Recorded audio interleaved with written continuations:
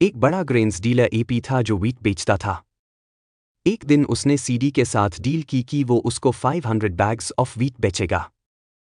हर एक बैग में 50 kilos wheat था। एपी ने डिलीवरी 2 पार्ट्स में की। 450 बैग्स रोड ट्रांसपोर्ट के थ्रू भेज दिए एक ट्रांसपोर्टर के पास। 50 बैग्स सीडी खुद लेकर चला गया अपने गोडाउन। सब कुछ सही चल रहा था, पर बीच में एक प्रॉब्लम आई। सीडी बैंकरप्ट हो गया, मतलब उसके पास डेट चुकाने की कैपेसिटी खत्म हो गई। अब एपी को अपना पैसा अभी तक मिला ही नहीं था, तो उसने सोचा, मैं अपना right of stoppage in transit use करता हूं और 450 बैग्स को रोक लेता हूं। लेकिन सीडी का ऑफिशियल रिसीवर इंसॉल्वेंसी ऑफिसर आकर क्लेम करता है कि 450 बैग्स सीडी के हो गए हैं और वो उन्हें चाहता है। अब सवाल उठता है, क्या एपी लीगली अन बैग्स को रोक सकता है? Provisions, sale of goods act 1930। Unpaid seller के राइट्स।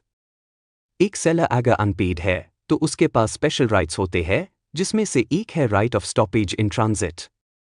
ये राइट तभी अप्लाई होता है जब बायर इंसॉल्वेंट हो गया हो, यानी बायर के पास डेब्ट्स चुकाने की कैपेसिटी खत्म हो गई हो। यहाँ सीडी बैंकरप्ट हो गया। गुड्स अभी ट्रांजिट में हो, मतलब सेलर ने गुड्स ट्रांसपोर्टर या कैरियर को दे दिए हो, पर अभी बायर ने डिलीवरी रिसीव ना की हो। 450 बैग्स अभी रोड ट्रांसपोर्ट के पास थे। पार्ट डिलीवरी का इम्पैक्ट, अगर सेलर ने बायर को सिर्फ पार्ट डिलीवरी की है और बाकी गुड्स अभी ट्रांजिट में है, तो सेलर रिमेंडर गुड्स स्टॉप कर सकता है जब तक पार्ट डिलीवरी से ऐसा ना लगे कि पूरे गुड्स का पोजेशन बायर को दे दिया गया है।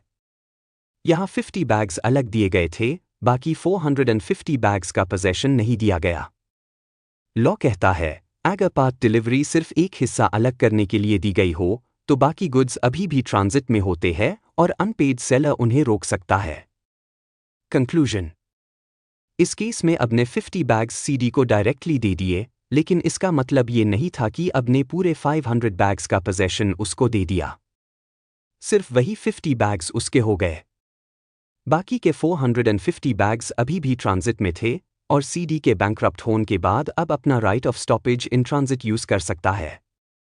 इसलिए ऑफिशियल रिसीवर का क्लेम गलत है। अब लीगली 450 बैग्स को रोक सकता है और उन्हें वापस ले सकता है अपने पैसा रिकवर करने के लिए।